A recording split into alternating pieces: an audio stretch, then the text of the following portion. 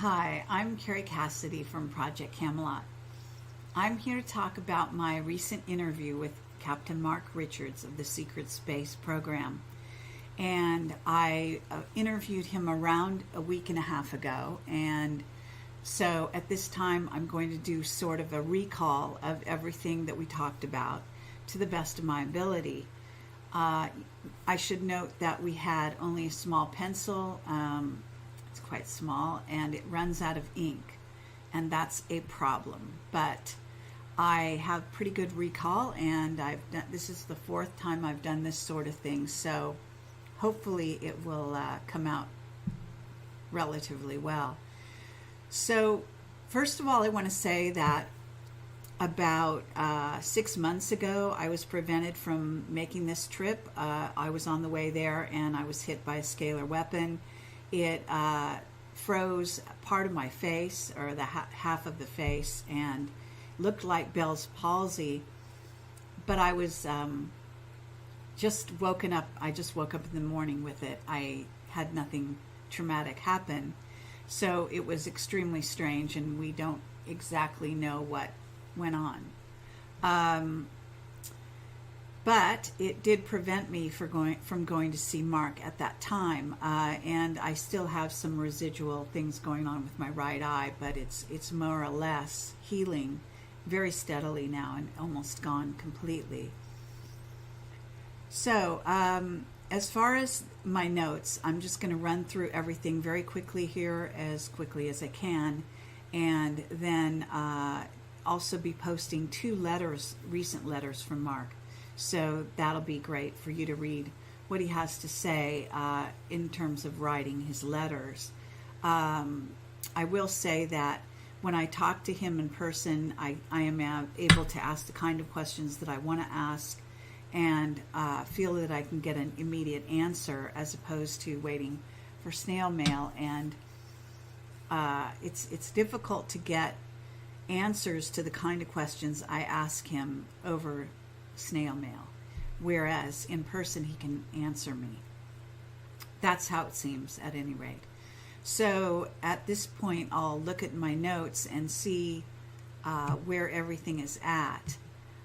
So one of the things I wanted to talk about was his current prison conditions. And his prison conditions when I was there was they had a lockdown. Somebody had murdered their cellmate, if I have this right, and it was an incident that caused for a lockdown for several days, if not weeks. And part of the ploy behind something like that is, aside from it being a violent crime, it is due to overcrowding. Now, the prison is supposed to have emptied out their numbers according to the mandate, but what they did is they sent a lot of prisoners over to Nevada, and then they sent them right back just after that.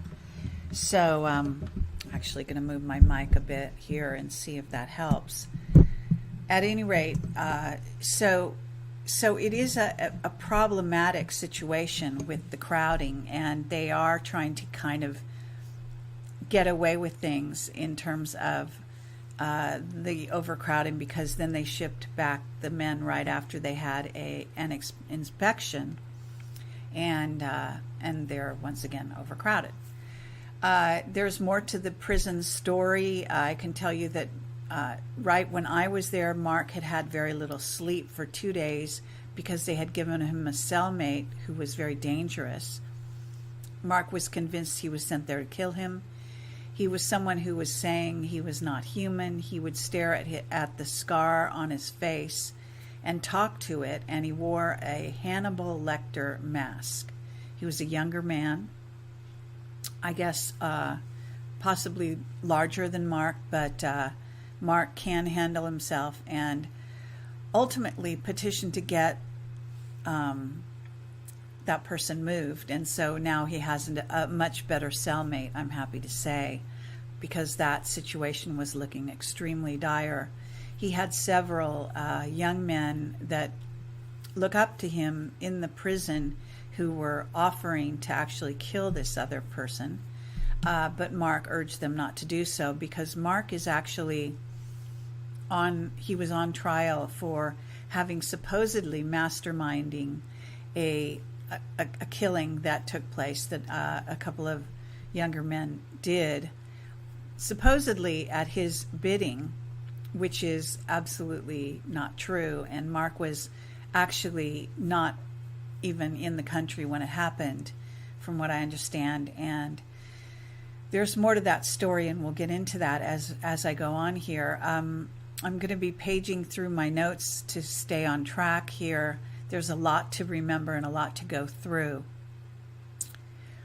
So it is important to know that at this point, Mark does have a new cellmate. One of the things the prison is doing also at this time is they're putting younger men in cells with older men. They are erasing health records of the older men, and they are causing them to lose records of their medication as well as things like walkers, etc., which is causing a lot of problems with the older men in the prison. Part of the overcrowding was the order had come through to give probation to the older prisoners, but that prison is declining to do so in many cases. So that's part of the problem. I'm hoping to get more of a report on the prison from Joanne Richards, Mark's wife, and I do want to say that she facilitated this interview and does an excellent job of helping out, and also has a show on my network where she reveals a great deal of Mark's information on a weekly basis now. And her company is called Earth Defense Headquarters, and I highly recommend the shows that Joanne's doing on Project Camelot TV network. So one of the things we talked about was Black Knight and artificial intelligence. Black Knight was created by the British, according to Mark, and it has wiring in a sort of in place, which is unusual for high tech, instead of boards and slots. And I don't quite understand, but he says the wiring in place makes it very low tech. It's much harder for the ETs and the artificial intelligence out there to attack it and other governments. And there are 3 of these Black Knight satellites out there. If it is messed with, it gets what is called, it gets an itch and sends a notice right away to the British authorities. Now, Cameron Faley, who is one of my witnesses, who is someone who has a background in the Illuminati, working for them in the high-tech and financial area, he has said that a completely different explanation of the Black Knight satellites, saying they were put in place by a positive ET race and that they are a control mechanism for Earth. Obviously, Mark does not agree. I can say that the Black Knight contains a kill chip or on-off switch that is important when you're dealing with artificial intelligence, and that every system that is artificially intelligent that the military works with is said to have a human backup and a kill switch to protect it against takeover, especially from ETs and other AIs, influence or infiltration. Now, the artificial intelligence has an impulse, Mark says, to stay turned on once it's been turned on. And that there are some very negative types of artificial intelligence that have been programmed by other races. And so there's multiple kinds of artificial intelligence, so it's important to recognize that. And let's see if there's anything else in terms of Black Knight and the artificial intelligence. One thing about the low-tech sort of quality of it, it is supposed to make it more difficult for the ETs and other human or ETs, or artificial intelligence to interfere with it. But on top of that, if you refer to my interview with Pete Peterson many years ago, which I highly recommend if you haven't heard it already, Pete Peterson said that he was responsible for creating the actual, what's a master chip or kill switch, in essence, for the artificial intelligence Skynet that is in charge of the nanosatellite grid. And that gets into Anthony Sanchez's documented interviews with Lockheed Martin scientists on the run who had been building the nanosatellites that are now in the skies above us. It's a network, and those are artificially intelligent nanosatellites. However, apparently, according to Mark, they are prone to having things go wrong with them. They can be hacked, damaged, or destroyed much more easily than the Black Knight satellite. So surveillance tech around the planets. The satellites are in place around the planet, and there's a great deal of them. And he's actually giving me numbers. So he said that we have 34 alien satellites that are built by the aliens, and they are tracking everything on Earth. They are run by supposedly friendly species, and Mark says we have 6 friendly species we work with. He said, but we don't actually know what they're doing with those satellites. And then he said the human satellites currently in operation are 8,000. And he said there are also 160,000 human satellites, human-built satellites that are inoperable but still in circulation around the planet. He said there's a huge problem with space debris, not just because of the satellites, but in part because of that. And we talked about that a bit further on as well. He talked about the Dyson spheres, Planet X and Nibiru. He does not agree with Cameron on his timeline. Cameron has a timeline that he's built that has a lot to do with his reading of the Quran, as well as him being a religious scholar. He also gets information back channel from the Illuminati, and he believes he is in touch with a certain ET race who is also giving him information. So that's my witness, Cameron Faley, and I encourage you to watch those interviews, of which there are 2 so far, and there's also some written information. But Mark does not agree. He agrees with the Zecharia Sitchin rundown on project on Nibiru, but he doesn't think it's coming now. And he thinks that what's really in our solar system at this time is a Dyson sphere, probably surrounding a brown dwarf. And it's very interesting. The Dyson sphere seems to contain or be circling around a brown dwarf, and the brown dwarf facilitates giving it energy. The Dyson spheres are often taken over by AIs, and they end up being empty, traveling solar systems as empty shells. Some Dyson spheres are created and are occupied by ET races.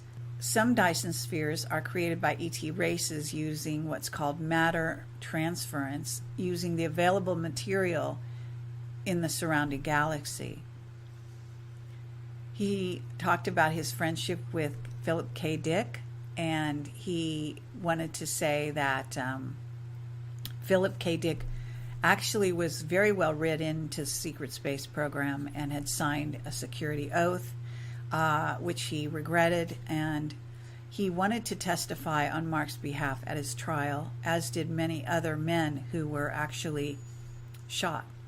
And Philip K. Dick was murdered, apparently, and there was also a time when he checked himself into a psych hospital, and because of he was so kind of overwhelmed by the information he was getting from the secret space program.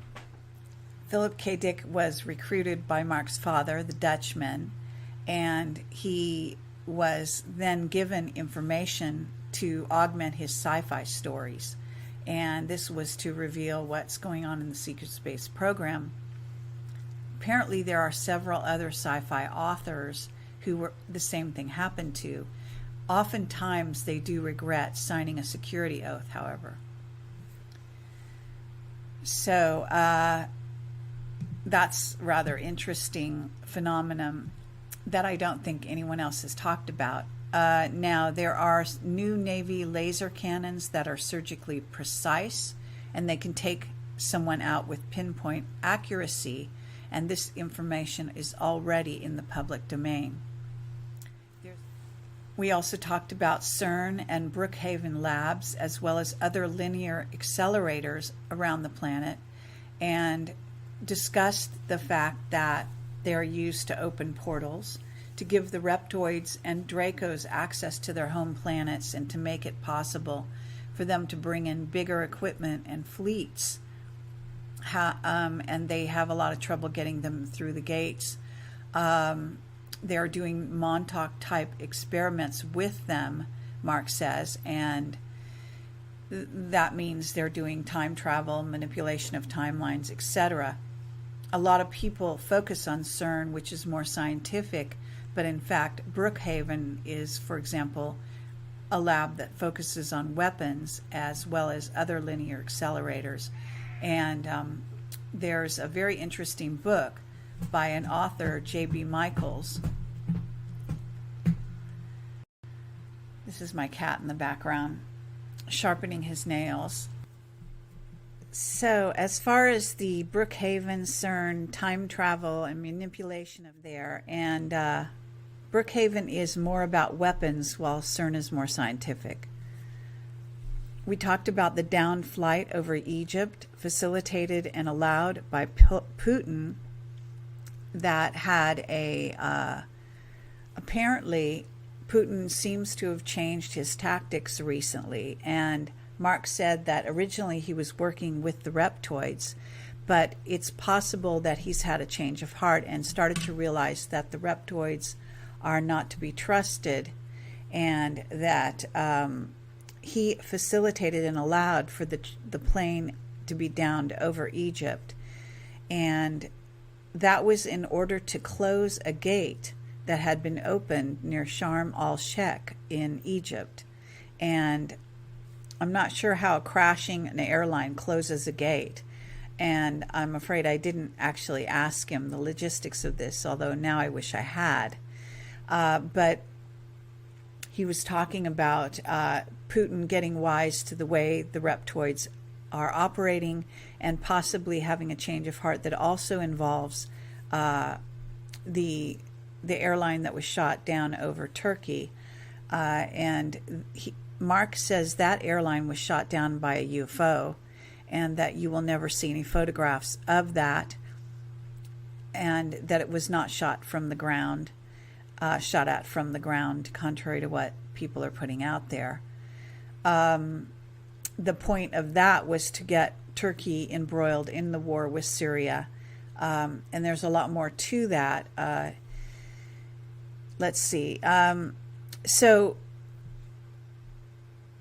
regarding the Oort cloud, very specifically, he said the Oort cloud is a constant problem for incoming and outgoing craft, and that most craft, including his most of the time, would use wormholes and portals to get off the planet and go out in space, and in essence going interdimensional. He said that he agrees that the planets are conscious beings. He's agreeing with Cameron Faley again on this, but and he says he's in touch with several of them. He does not agree with the Planet X scenario, and thinks that what is near our planet is actually a Dyson sphere with a brown dwarf, and at this time, he thinks that Cameron is more or less right, that the planets are conscious and would move out of the way to allow for another incoming body, but that he's not seeing that happen at this time.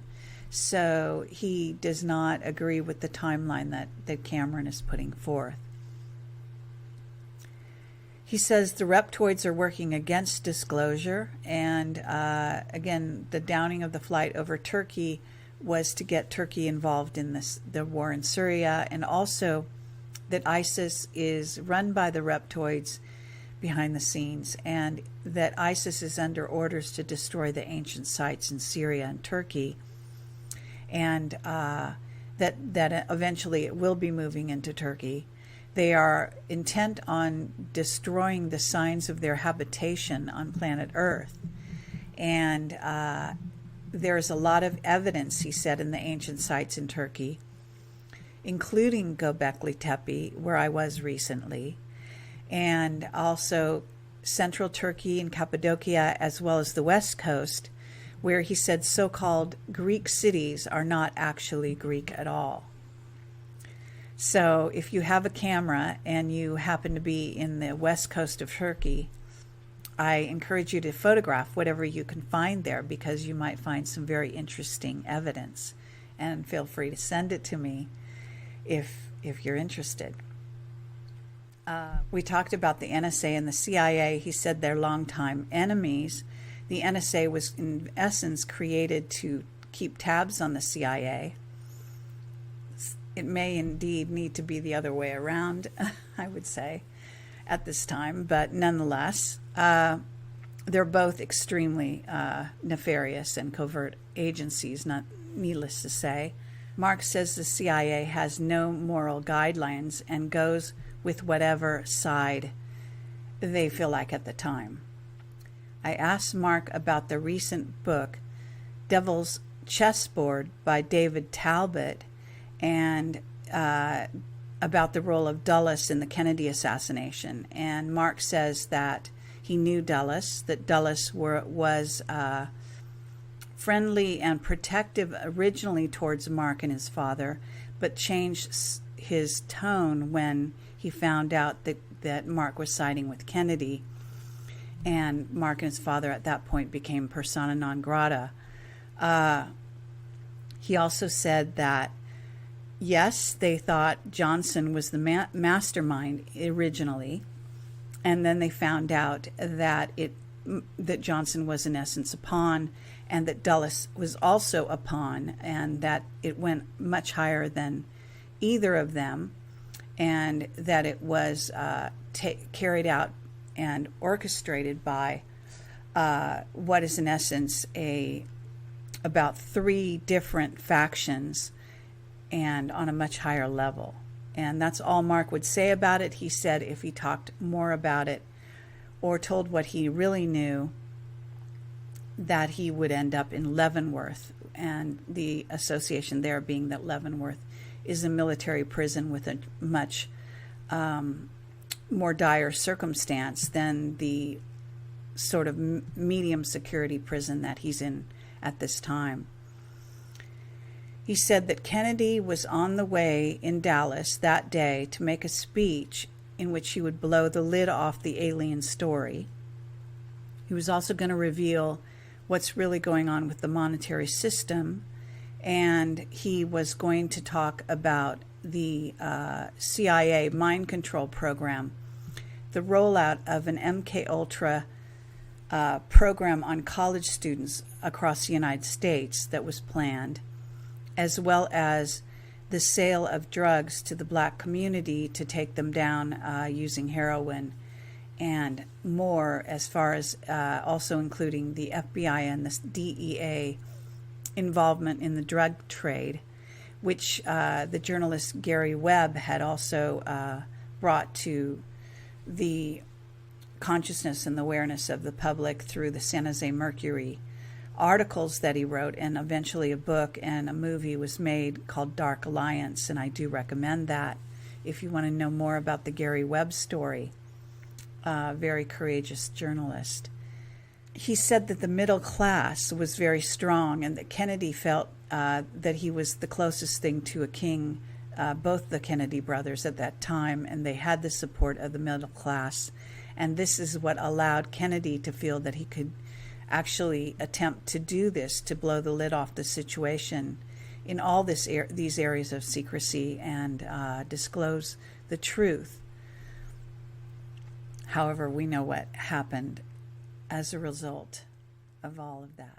He talked about the Pope's visit to Uganda and the African countries. He said he went wherever there was a so-called ET problem, and that he was there to broker a deal on behalf of the humans. He said the Pope is working on behalf of humans at this time, although he does have a suspicious past with regard to the Nazis, helping the Nazis in Argentina. And he did say that the Pope is also willing to make deals with the dark side in order to facilitate a sort of big picture for humanity.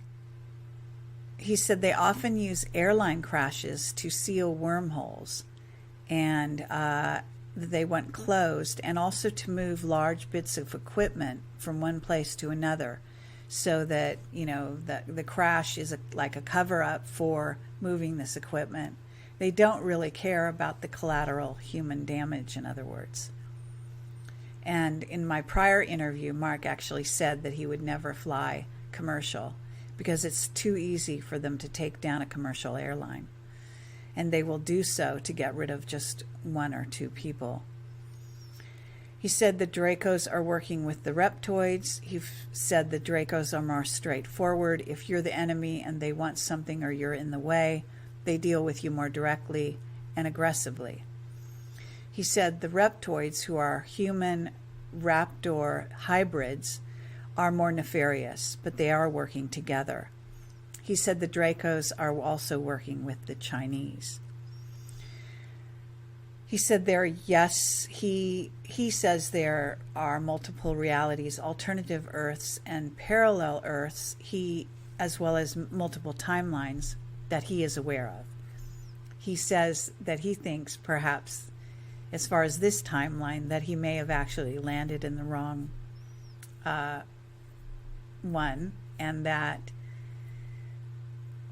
there are several ways to test the reality where you've landed.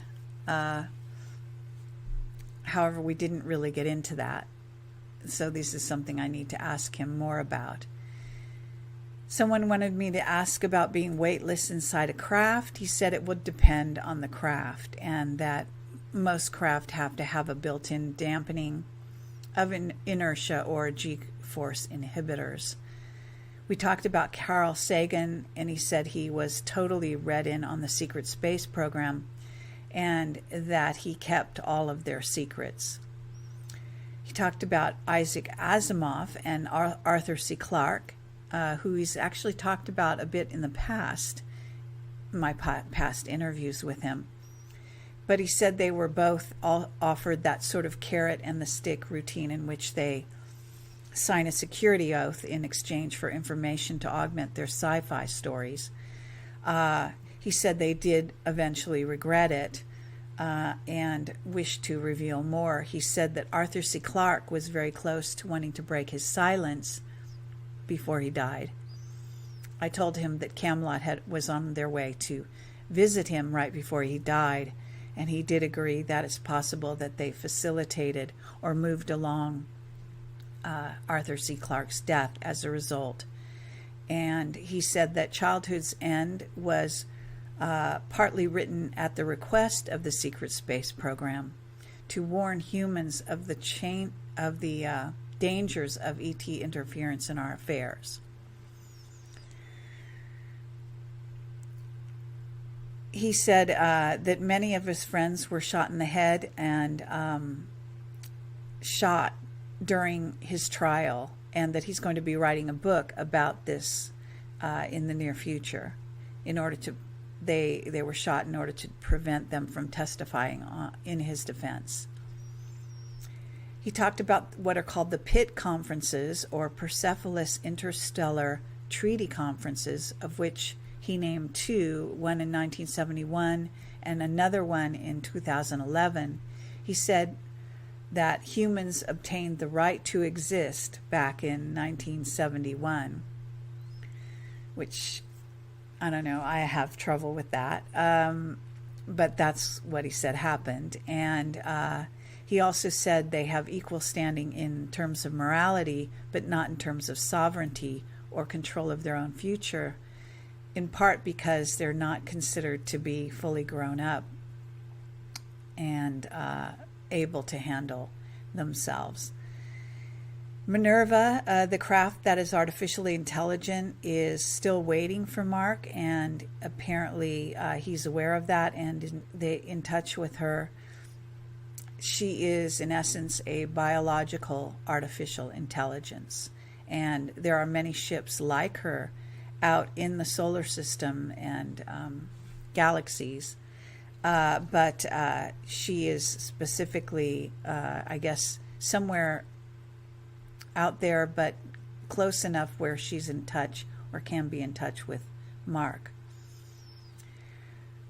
I asked him about Tony Topping, who I'd recently interviewed, who said he was in touch with an artificially intelligent ship, and asked him, Mark, whether or not he thought perhaps Tony was being groomed to pilot a ship like that.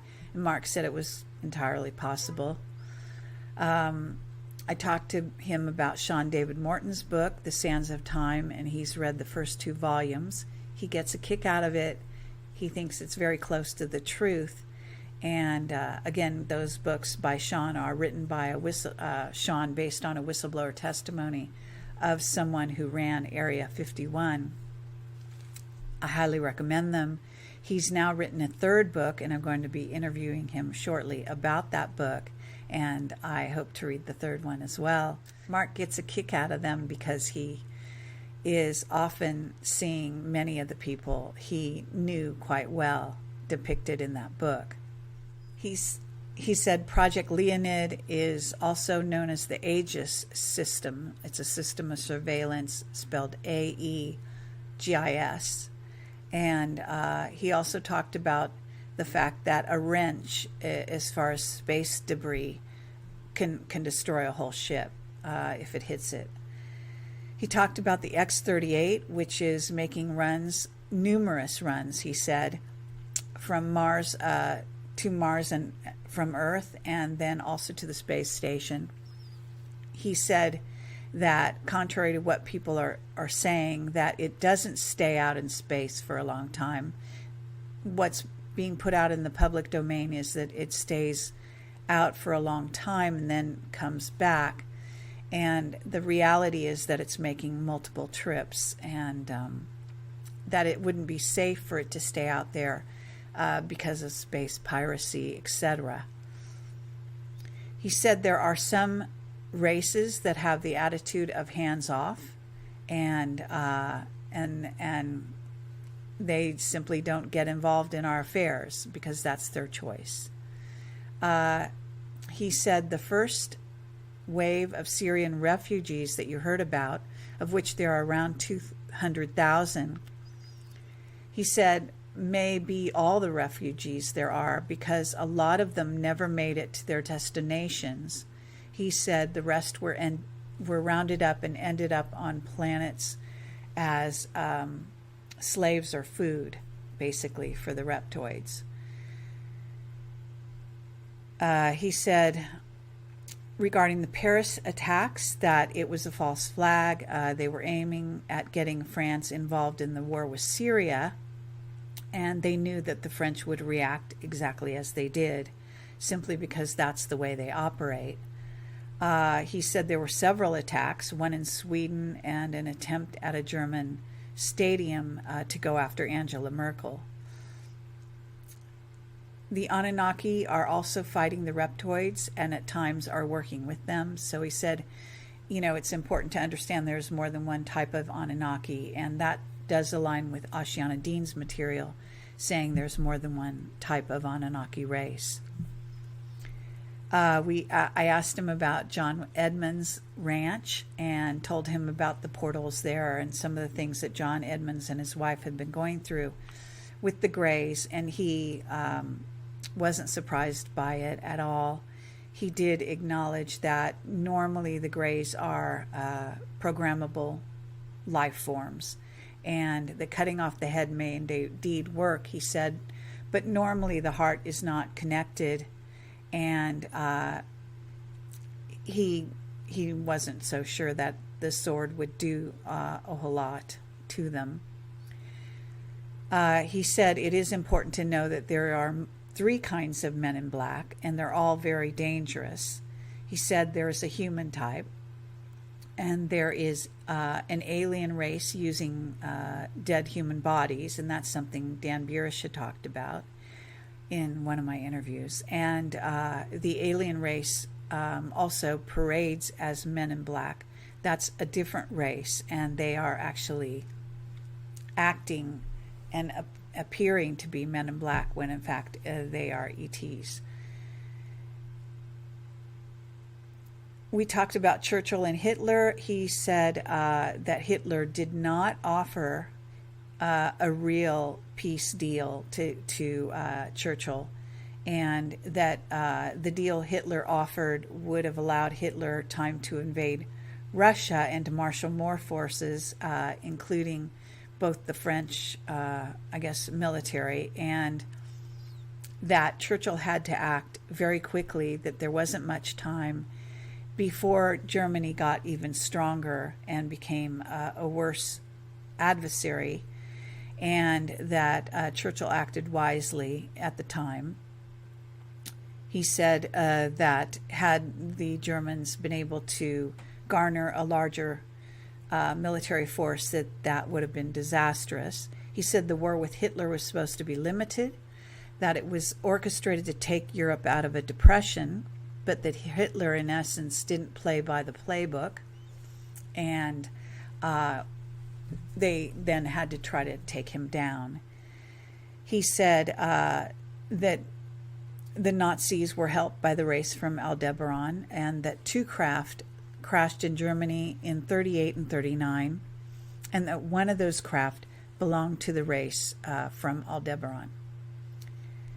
He said there are bases being built all around the planet and had been given to various ET races along with human slaves and humans as food, but that none of it has been working out very well. So, for what it's worth, he said that the ETs would always want more, that there was that we're not giving away all of Africa, but that there were multiple bases under Africa in portions of the underground. He said there were 6 positive races working with us, as I think I mentioned. He said there's a ship off the coast of San Francisco near the Fallon Islands area, and it's called the Independence. It was sunk there. I think that much is in the public domain, but he said it was sunk on purpose, and that there are multiple ships, even from what I understand around the world, that have been sunk to create underwater meeting places where humans go in small subs to meet with ETs, and that they have airtight compartments where they meet. Let's see.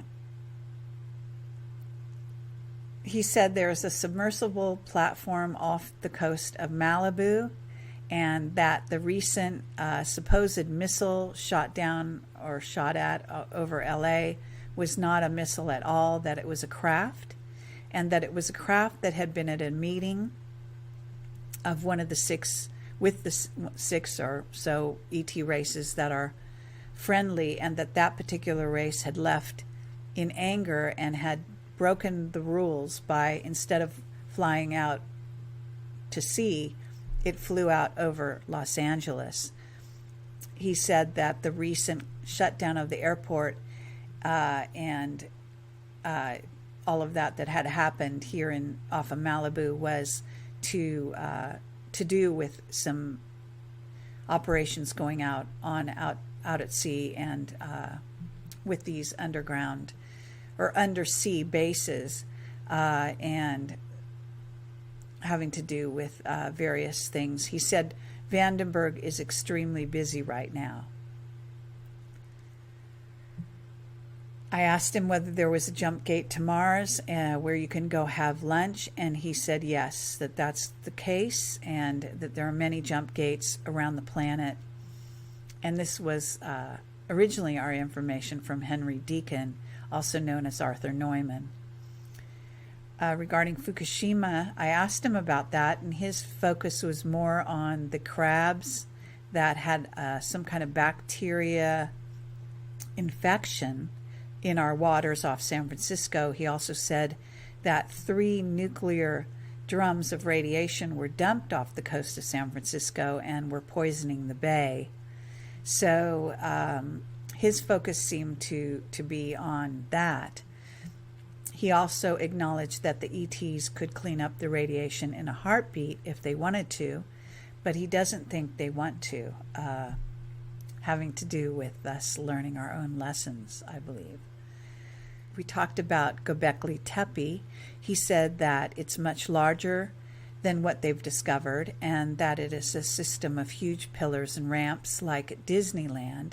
He said people would go up the ramps, I assume in trance, and that they would then be taken off planet or used for food and go through the stargates. This was around 11,000 years ago. He said they might have been closed at that time to stop them from taking humans. He did agree that they probably don't plan to unearth most of Göbekli Tepe, but he would advise them to uncover it and learn how it works before they destroy it. And he said that when he was in the secret space program, they had already found it using ground-penetrating radar and knew all about it. We talked about the Anunnaki skeleton in London that I had seen this summer and taken a photo of, and I'm going to put that photo here.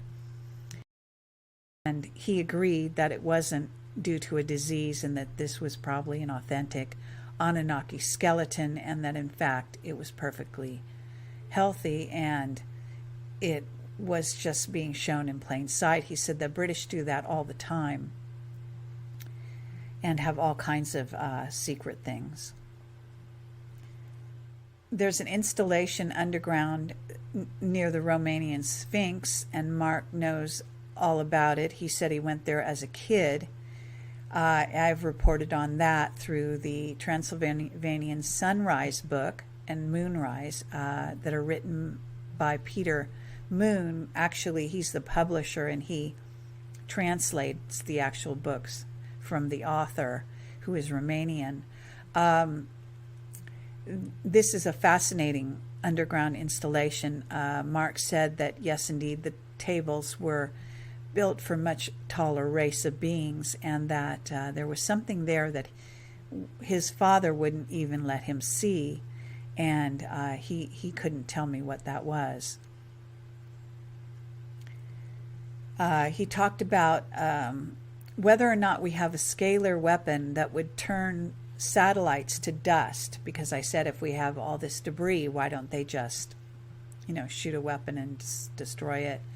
And in essence, he said that we don't have that kind of technology, that there would still be large pieces floating around if we did that, and that they would cause just as much problem. And he said that the Twin Towers still had some large pieces left over. He said you wouldn't believe what is underground in Malta, that prior to the 3 islands being broken up, there was a Stargate structure and cities underground there. The Stargate structure is similar to Göbekli Tepe, and that you wouldn't believe just how incredible it is. He said the temples in Malta were not built by humans. I asked him about the large bowls in Spain that have landed recently in the fields there, and He didn't know about that. I suggested they might be artificial intelligently, constructions or structures. And he said it was possible. I also asked him about the mountain Montserrat outside the city in Barcelona, and he agreed that, as I thought, it's a very large reptilian base, and the Catholic Church has sort of commandeered the external part of that mountain. However, you can certainly sense and see the energetics from the reptilians there. It's massive. And that was my intuitive take, and simply that Mark agreed with that. He said Spain is a very strange place, that things often disappear there, and it's one of those places on Earth where that happens. He said basically that means there's some kind of a dimensional rift in Spain, I believe. So that's everything that he told me this time. It seems like I talked to him for many hours and I get all kinds of information, but you can gel it down very quickly, and it would be so great to be able to interview him in person and using proper recording equipment, etc. And I wish everyone could see how forthright he is, and how very intelligent, and really, really on it in terms of understanding the physics and anything to do with space, and there's just so much more that can be covered, and I hope to get more information in the future. And he is working on some books now, and please do look on my site for the letters that I'm going to be posting there, the recent letters from Mark. And I want to give special thanks to Joanne Richards, his wife, for her facilitation and assistance with making these interviews possible. Thank you.